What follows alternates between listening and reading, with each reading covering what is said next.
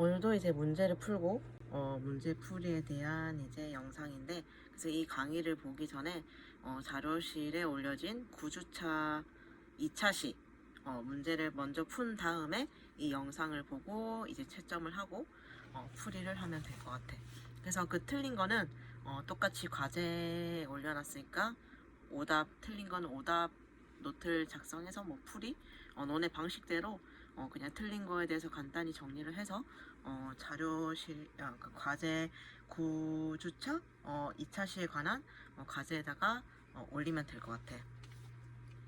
그래서 우리가 문제 1번부터 이제 볼 건데,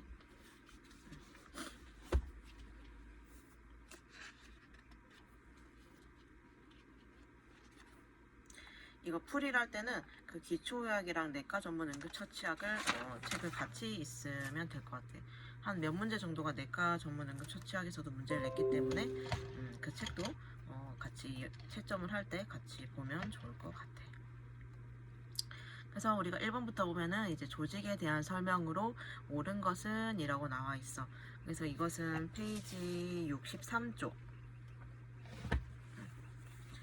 기초의학 책 63쪽을 같이 보게 되면 우리가 왜 그 모양과 배열에 따라서 이 편평상피, 뭐 입방상피, 원주상피, 선무상피에 대해서 했는데, 그 조직에 대한 설명으로 옳은 것은 이라고 돼 있어.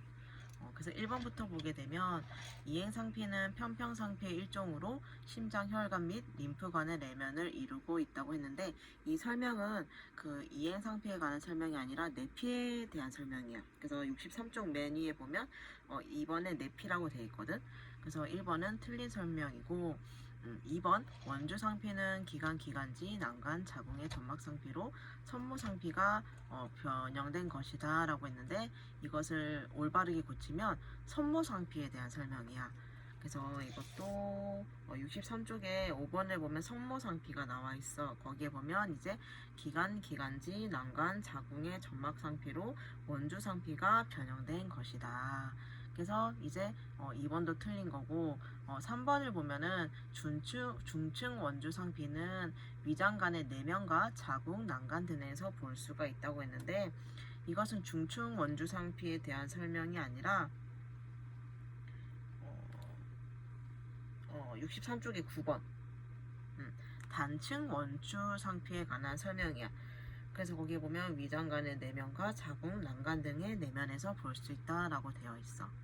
그리고 이제 4번이 정답인데, 중층 편평상피는 표층에만 존재하며 중층에서부터 심층에 걸쳐 입방형 또는 원주형의 세포가 분포한다. 그 답은 4번이 되겠고, 5번을 보게 되면 중층 상피는 여러 층으로 되어 있는 조직으로 주로 신체의 외피를 이루고 있느냐. 내피가 아닌 외피라서 이것도 틀린 말이고, 외피를 이루고 층에 따라 세포의 모양이 다르다. 그 답은 1번에 4번이 되겠고, 2번 문제를 보게 되면 이제 각 조직에서의 인슐린의 작용으로 옳은 것은 이라고 되어 있어. 그래서 인슐린이 그 각 조직에서 이제 작용이 다 다르단 말이지.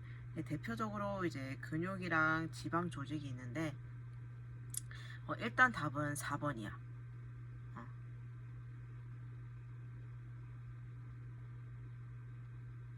4번이어서 이 인슐린이 그 근육에 대한 작용이 어떤 것이 있냐면, 여기에 나와 있듯이 칼륨의 흡수를 촉진시키고, 또 글리코겐이라든지 아미노산의 흡수도 촉진을 시켜. 그래서 아미노산의 흡수를 촉진시켜서 이 단백질의 합성을 촉진을 하게 되는 거지. 그리고 이 지방 조직에서의 이 인슐린의 작용이 뭐가 있냐면, 이 지방 합성을 촉진하고, 그리고 지방 분해를 억제하고, 또 이제 당 흡수 소비를 촉진을 하게 되고, 단백질의 합성도 촉진을 하게 되지. 그렇게 해서 이번에 답은 4번이 되겠고, 이 3번 문제를 보게 되면 색전증이야. 책을 보게 되면 책 317쪽, 기초의학 책 317쪽에 보면 이제 색전증에 대한 설명이 나와 있어. 그래서 1번부터 보게 되면 이 폐색전증은 95% 이상은 이 동맥선 혈전이 아니라 정맥성 혈전에 의해서 발생이 되기 때문에 1번도 틀린 답이 되겠고, 이 지방색전증은 적색 골수로 된 뼈의 골절이나 지방 조직이 심한 외상 후에 나타난다고 되어 있는데, 318쪽 우리가 5번을 보면은 적색 골수가 아닌 황색 골수라고 되어 있지. 그래서 이제 2번도 틀린 거고, 3번을 보면 작은 색전들이 허파 동맥을 따라 분지로 운반되어 폐쇄될 경우에는 허파 경색증이 발생한다. 그래서 이거는 318쪽 맨 위에 나와 있어. 전신선 색정증 위에 점에 나와 있고, 그래서 답은 3번이 되겠어. 그리고 이제 4번을 보면 양수색전증인데, 양수색전증은 이제 분만 중이나 분만 직후에 양수가 산모의 동맥이 아닌 정맥 내로 유입이 되어서 발생한다.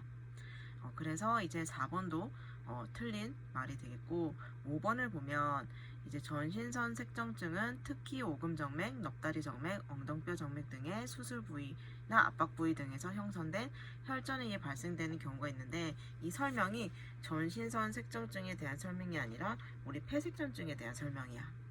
그래서 5번도 틀린 거여서 3번의 답은 이제 3번이 되겠다. 그리고 이제 4번 문제를 보게 되면 이제 혈압 조절 기전에 대한 설명이 나오는데, 이것은 284쪽.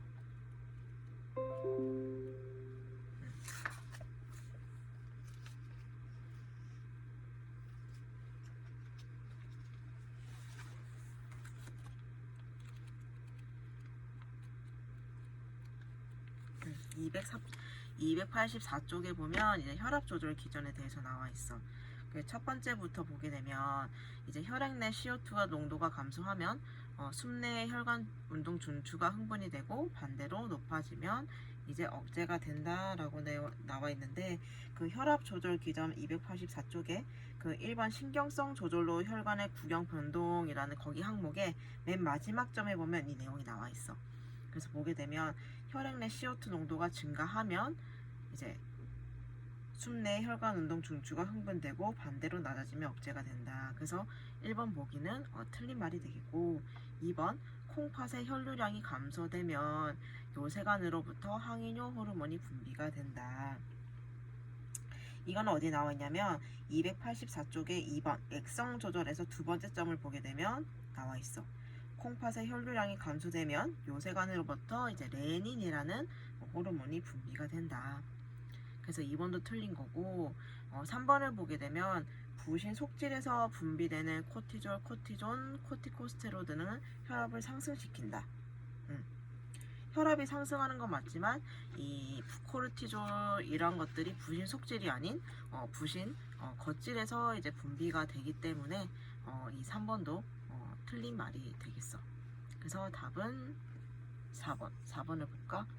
혈압 조절 중추에 직접적으로 작용하는 인자는 혈액 내 탄산가스와 산소의 함량이다. 이건 또 어디 있냐면 그 284쪽에 혈압 조절 기전 1번에서 세 번째 점. 세 번째 점을 보면 혈압 중추에 직접적으로 작용하는 인자는 혈액 내 탄산가스와 산소의 함량이다. 그렇게 해서 4번이 맞는 말이 되겠다.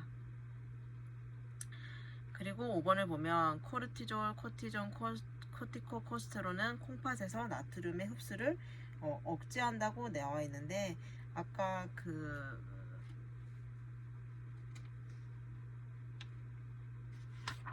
우리 285쪽에 그 점을 보면 나와 있어. 아까 부신 겉질에서 분비된다고 해서 보기 3번이 틀린 거였는데, 이어서 보면 부신 겉질에서 분비되는 염류 겉질 호르몬인 코티존, 코티코스테론, 데옥시코르티코스테론 및 알도스테론 등은 콩팥에서 나트륨의 재흡수를 촉진시킨다고 나와 있지. 그렇기 때문에 이 5번도 틀린 거여서 답은 4번이 되겠다. 여기서 잠깐 우리가 볼게. 우리가 혈압 조절 기전이 얘들아 어떻게 있었니? 단기적 조절이랑 우리가 장기적 조절 이렇게 있었지. 단기적 조절은 우리가 그 자율신경계에 의해서 심장 박동 조절에 의한 이제 심박 출량 변화와 이제 혈관의 수축 및 확장을 통한 이제 총 말초 저항 변화가 나타나서 이제 이 단기적 조절은 몇 초 내에 가능이 하다고 했지만, 이 장기적 조절은 우리 신장의 생리적 이제 조절에 의해서 변화가 되기 때문에 효과가 이제 빨리 나타나지 않고 며칠씩 걸린다고 했어. 그래서 우리 동맥압 조절 방식은 이 단기랑 장기로 나뉠 수가 있었어.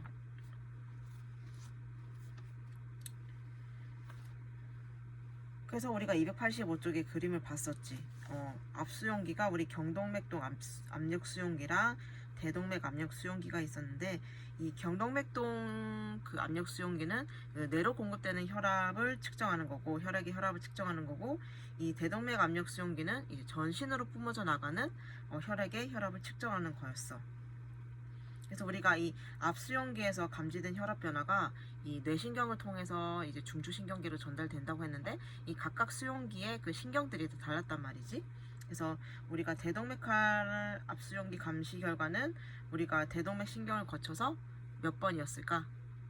10번. 10번 뇌신경, 즉 미주신경으로 가는 거였고, 이 목동맥 팽대 이제 그 압수용기 결과는 이 목동맥 팽대 신경을 거쳐서 이제 혀인두 신경으로 전달이 됐다. 9번 신경으로.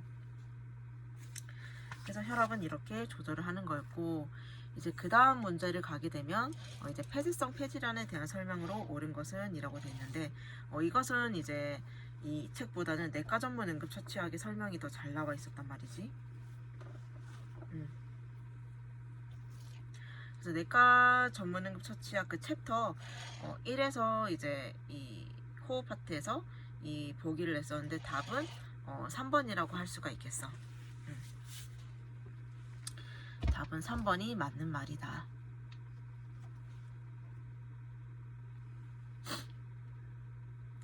그 다음에 이제 6번 문제로 가게 되면 관절의 기능에 대한 설명으로 옳은 것은 이라고 나와 있어.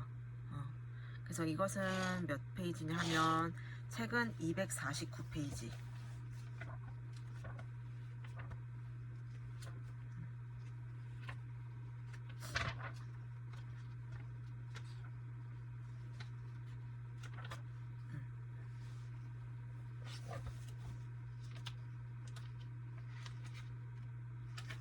음, 249쪽에 보면 우리가 그 골격계통의 기능이라고 해서 이제 뼈의 기능이랑 관절의 기능이 나와 있는데, 이 보기 5가지 중에 이제 관절의 기능에 해당하는 것은 이제 골라보게 되면, 첫 번째를 보게 되면 이제 골수에서 혈구세포를 생성해서 조혈작용을 한다. 이것은 우리가 249쪽에 그 뼈의 기능에 이제 해당되는 내용이야. 네 번째를 보면 조혈 기능이라고 나와 있지. 그래서 거길 보게 되면 생후 5개월 이후에 골수에서 혈구세포를 생성하여 조혈작용을 한다. 골수는 적색골수와 황색골수가 있으며 적혈구, 백혈구, 혈소판은 적색골수에서 만들어진다. 영화뼈의 대부분은 골수 공간으로 적색골수가 차지하지만 나이가 들면서 적색골수는 황색골수로 대치되며 황색골수는 조혈작용을 못해서 빈혈을 일으킨다. 그래서 1번은 뼈의 기능이 되겠고, 2번 뼈대계통을 이어주고 뼈의 성장을 가능하게 한다. 이것 또한 이제 그 관절의 기능이지. 그 답은 2번이야. 그래서 그 관절의 기능의 첫 번째 점을 보면, 관절은 뼈대계통을 이어주고 뼈의 성장을 가능하게 하며 뼈대 근육의 수축에 의한 다양한 운동을 가능하게 한다. 그렇기 때문에 이제 답은 2번이고, 나머지 3번, 4번, 5번도 뼈에 대한 뼈의 기능이야.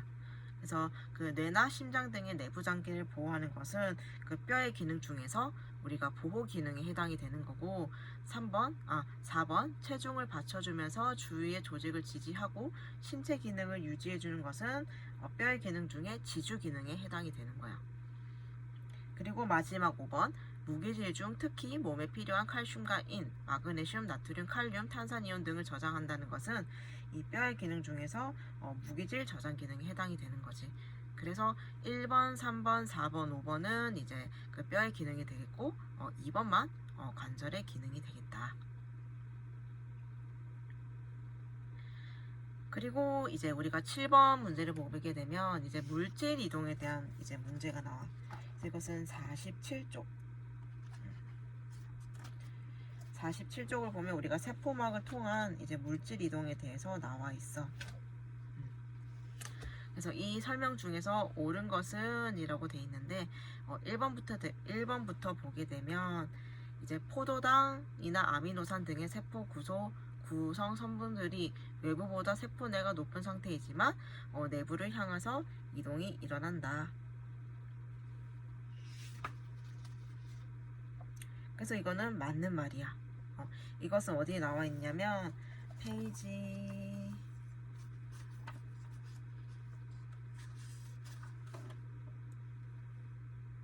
51쪽의 능동적 운반의 설명을 보게 되면 포도당이나 아미노산 등의 세포 구성 성분들이 외부보다 세포 내가 높은 상태이지만 내부를 향해서 이동이 일어난다.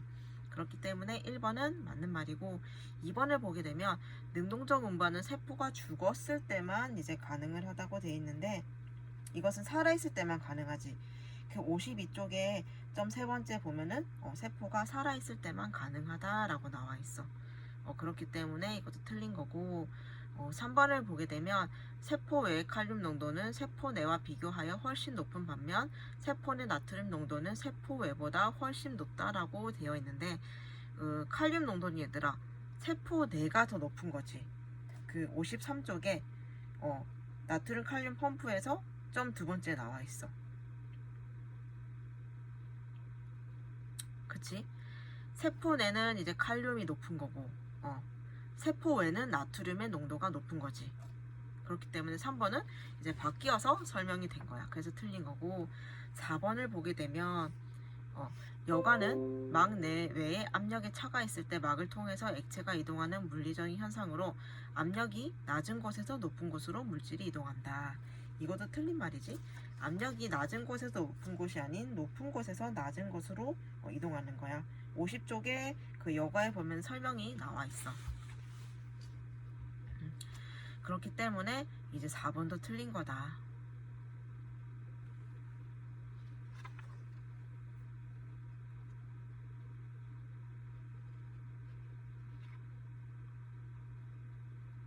그 나트륨 펌프는 5번을 보면 모든 인체 세포에서 작용을 하며 세포에 나트륨이 축적되는 것을 방지한다. 이것도 세포외가 아닌 세포 내이기 때문에 7번의 답은 1번이 되겠다. 그 다음에 8번을 보면 이제 콩팥 세간 재흡수에 대한 설명이 나와. 이것은 페이지 452쪽. 452쪽을 보면 이 콩팥 세간의 재흡수라고 해서 이제 각 부위의 재흡수가 나온단 말이지.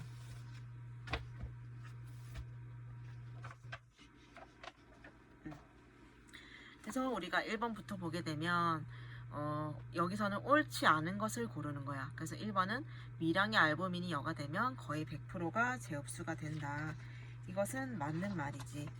책에 보면은 어디 있냐? 알부민. 응?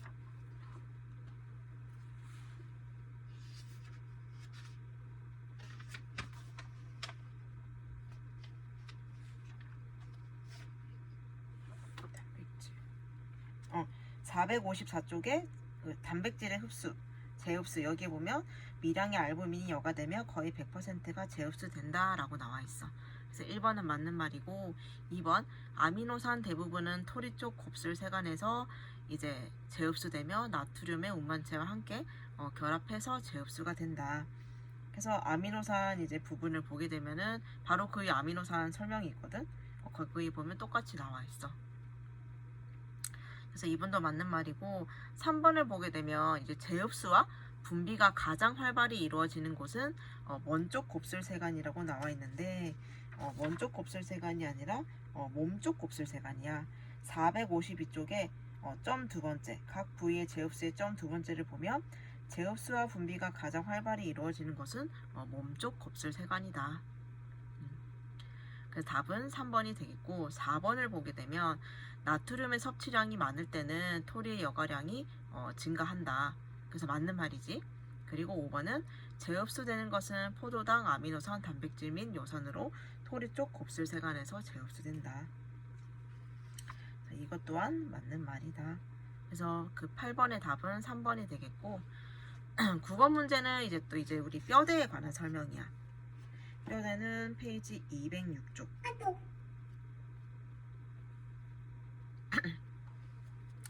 206쪽을 가게 되면 이제 여기서는 옳은 것을 고르는 건데 나비뼈 몸통 윗면에는 터키안이라는 함몰부가 있다. 이것은 맞는 말이지. 그리고 그래서 답은 1번이고 2번을 보면 귓속뼈는 이제 2개로 이루어져 있다고 돼 있는데 아니지. 우리 207쪽에 귓속뼈를 보면 몇 개니 얘들아? 종류는 3개고 총 개수는 6개이기 때문에 2번은 틀린 말이 되겠고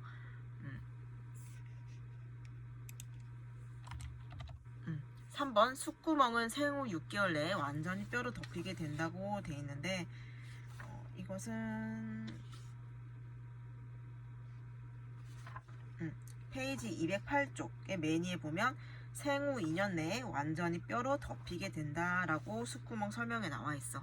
그렇기 때문에 3번도 틀린 문제가 되겠고 4번을 보면 관상봉합은 마루뼈와 뒤통수뼈 사이에 있다라고 되어 있는데 우리가 208쪽에 그 6번에 보면 첫 번째로 관상봉합이 나와 있어. 관상봉합은 이마뼈와 마루뼈 사이에 있다. 그렇게 해서 4번도 틀린 거고 타원구멍은 위턱신경이 지나가는 길이다 라고 되어 있는데 우리가 타원구멍은 아래턱신경이 지나가는 구멍이야. 그래서 이제 지나가는 길이라서 210쪽에 매니에 보면 타원구멍이라고 나와 있어. 거기에 보면 아래턱신경이 지나가는 길이다. 그렇기 때문에 9번의 답은 1번이 되겠고 우리 10번 아까 우리 폐색전증에 대해서 했는데 똑같은 문제지 얘들아. 그래서 답은 똑같이 이것도 3번이 되겠고 그 다음에 이제 11번으로 넘어가게 되면 이제 바이러스성 간염에 대한 설명으로 옳은 것은 이라고 되어 있는데 이것은 우리가 페이지 389쪽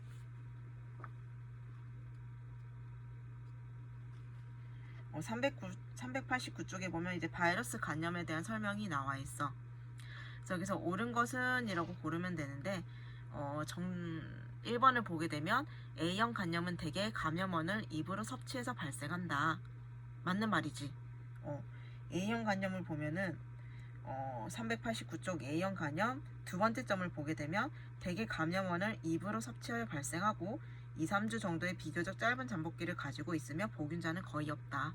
그렇기 때문에 1번이 맞는 말이고 2번 설명을 보면 B형 간염의 간세포의 손상은 바이러스의 직접적인 세포 파괴에 의해서 일어난다고 되어 있는데 이것은 B형 간염에 대한 설명이 아니라 A형 간염에 대한 설명이야.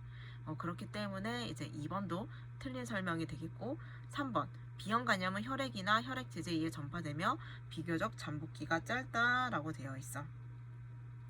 혈액이나 혈액제제에 의해 전파가 되는 건 맞지만 잠복기가 비교적 길다고 나와 있어. 389쪽에 B형 간염 첫 번째 점에 보면 혈액이나 혈액제제에 의해 전파되며 비교적 잠복기가 길고 보균자가 높은 빈도로 발생되는 DNA 바이러스이다. 그래서 이제 그 3번도 틀린 말이고 4번 C형 간염은 성접촉에 의해서 발생하지 않는다. 아니지, C형 간염도 성접촉에 의해서 발생을 하지. 389쪽 C형 간염의 첫 번째 점에 보면 혈액이나 혈액제제 또는 성접촉에 의해 전파되는 RNA 바이러스이다. 그래서 우리 B형이랑 C형 간염이 둘 다 성접촉으로 이제 간염이 될 수가 있지만 차이점이 있지. B형 간염은 DNA 바이러스이고 C형 간염은 RNA 바이러스야. 그래서 그 차이가 있어서 이제 비교해서 잘 알아두면 될 것 같고 마지막 5번을 보면 D형 간염은 이제 기존의 A형 간염 현재 증상 악화를 일으키는 원인의 하나이다 라고 되어 있는데 기존의 A형 간염이 아닌 B형 간염 환자의 증상을 악화시키는 원인이지. 그래서 389쪽에 D형 간염 설명에 나와 있어. 그렇게 해서 이제 11번의 답은 1번이 되겠다. 그래서 이제 이 11문제까지 지금은 일단 했는데 이 11문제 중에서 이제 자기가 틀린 문제는 오답을 해서 우리 그 이클래스 과제란에 올리면 돼. 그래서 첫 번째 그 영상은 답이 따로 없어. 그치? 같이 풀고 답은 스스로 찾은 뒤에 자기가 틀린 거를 9주차 1차시 과제에 올리면 되고 이 두 번째 2차시는 이 11문제 중에 틀린 문제가 있으면 오답을 자기 나름대로 정리해서 2차 시 과제에 올리면 될 것 같아. 그래서 오늘 여기까지고 다음 시간에도 계속 이제 우리가 문제를 이어서 풀도록 할게.